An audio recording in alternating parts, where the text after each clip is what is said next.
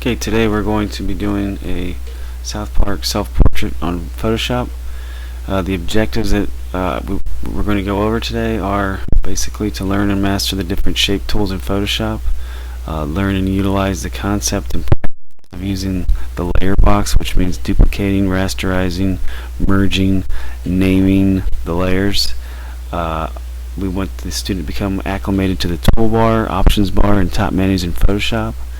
And student will create a South Park inspired self-portrait from scratch using Photoshop, showcasing their unique personality and creativity.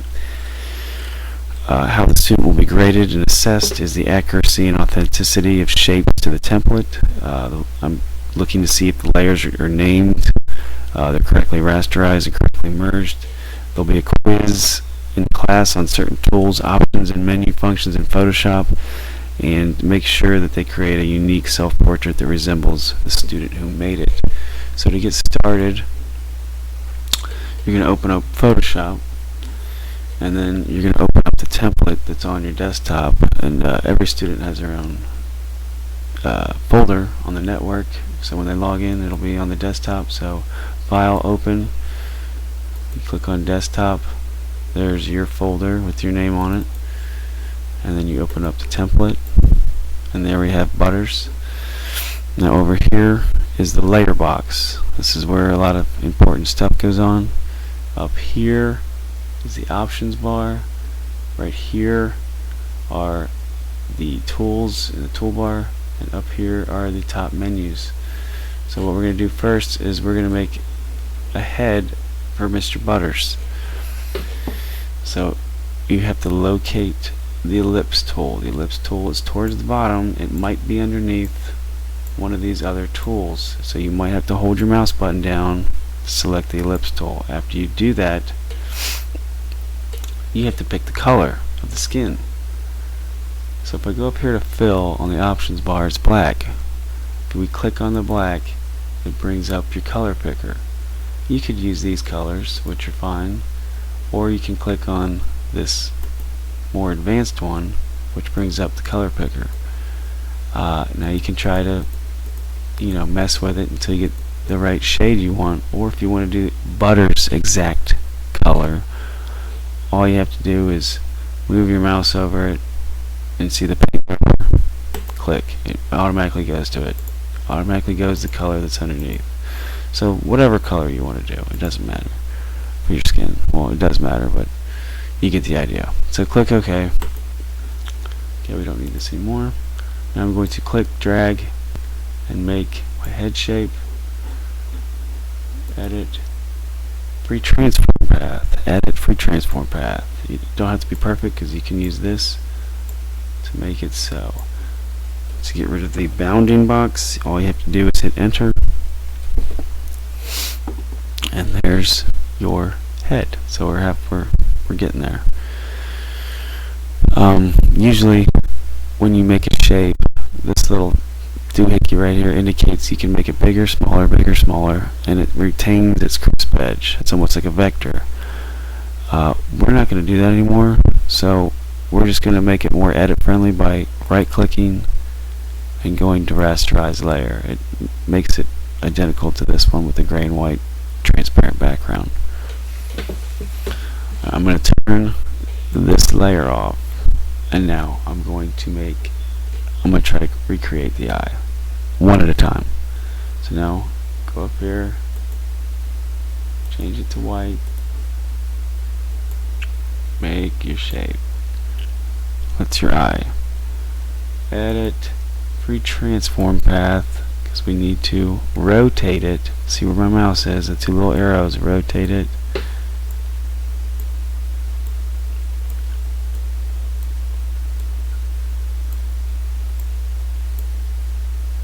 That's pretty close right there. You might have to mess around with it just a little bit.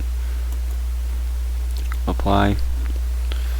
Now what I'm going to do now is just turn this down for a second on the layer box. Go up to fill, turn down to 40. Going to go back to the ellipse tool. Now I'm going to do the pupil. It's black, so choose black. Oops, I need to make that white first. Actually, I know a way around that. we're just gonna make a pupil. Don't matter if it's white or not. Look, it's white. That's fine. You can always go back up here to fill, change it back to black. We're good.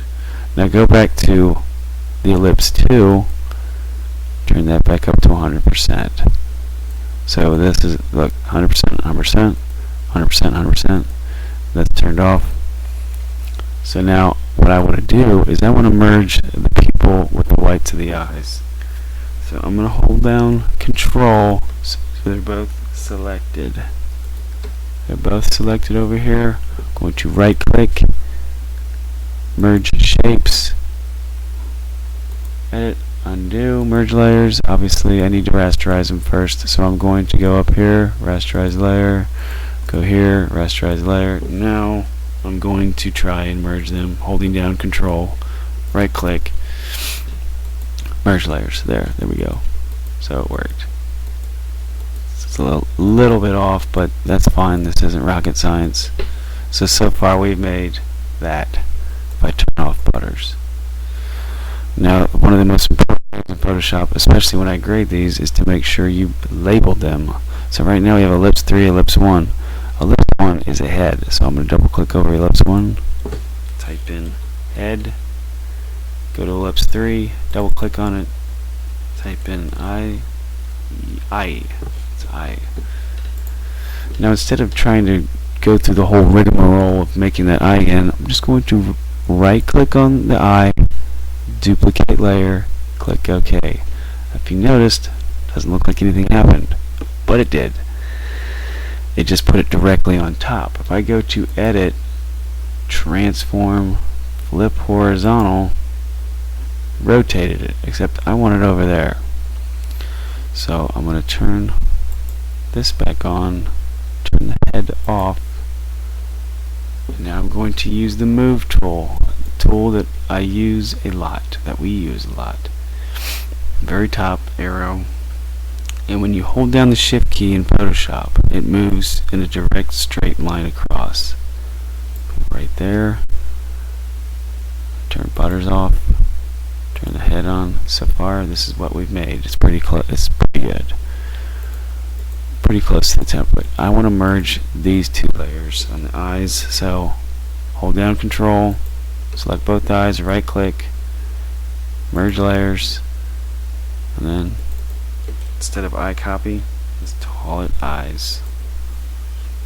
Let's turn butters back on. Let's turn the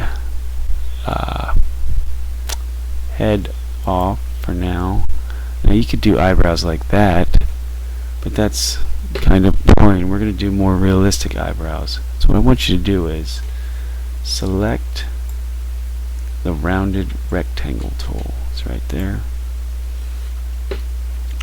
Up here in your color bar, choose the color of your eyebrows. For browns, you probably want to go down to the reds and the oranges and kind of go in a corner. Click OK. Now I'm going to turn off butters for just a second. Turn the head back on. I'm going to zoom in with the zoom tool right here. Zoom in, alright.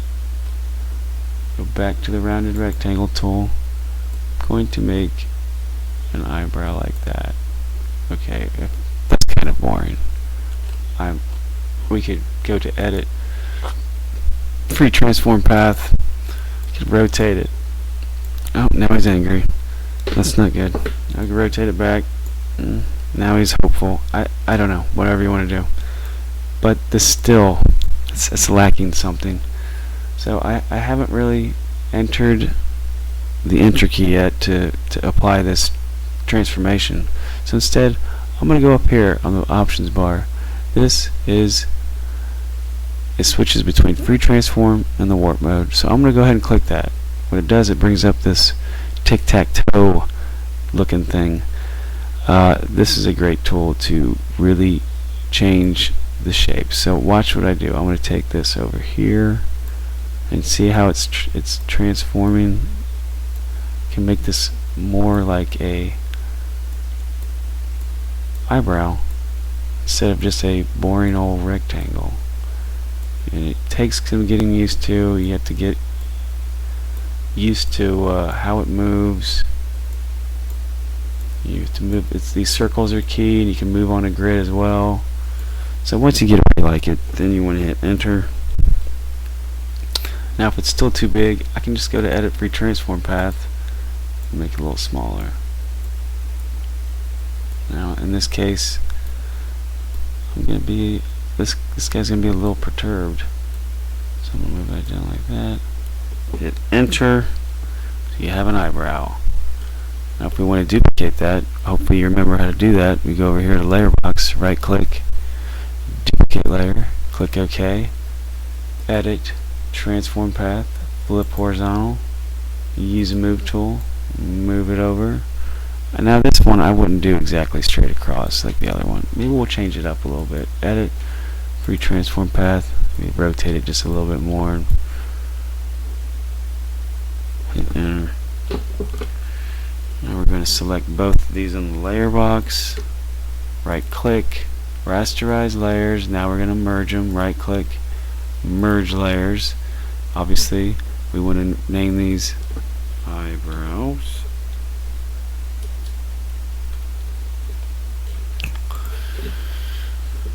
Alright, so now we want to see the whole thing. Anytime you want to zoom out really quickly, just go to view, fit on screen. So let's put a mouth on. Fortunately, I put a bunch of mouths in your folder. So what I want you to do now is go to File, Open. This is your folder, South Park stuff. Double click on that. Go to Accessories. Locate the mouth. I'm going to choose this one. And then click open. What's going to happen is you think, oh my gosh, I lost my South Park person. No, it's right here. You just have to toggle back and forth. Except in this case, we want to see both at the same time. And I have my move tool selected because anytime you're using composite images and want to drag something into another picture, you're going to need to use the move tool. So I have the move tool. I'm going to select this, drag it down just a little bit. So you can see both of them. Move tool, click, drag, let go. You don't need this anymore, close it. Now obviously that mouth is way too big. So let's just go to edit, free transform.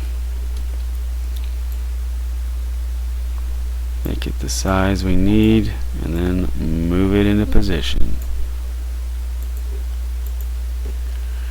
That was easy. So now go over here, type in mouth. Now we're going to go to hair. Actually I'm bald, so I would leave it like this, unfortunately, but let's just, for the sake of today's lesson, say that I do have a lovely palette of hair on my head. So let's go to File, Open, and you're going to go to either boy hair or girl hair. I'm actually going to go to girl hair because I kind of like this hair. So I'm going to open this up, drag this down, move this in. And like I said, there's a lot to choose from. Close that. Obviously it's too small. Now sometimes when you drag stuff in, it could be behind layers. You can always drag it up to the top and rearrange these layers in any order you want. So I'm going to go to Edit, Retransform, to get this to fit.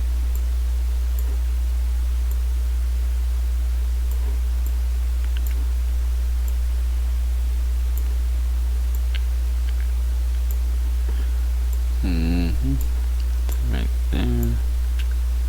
There we go.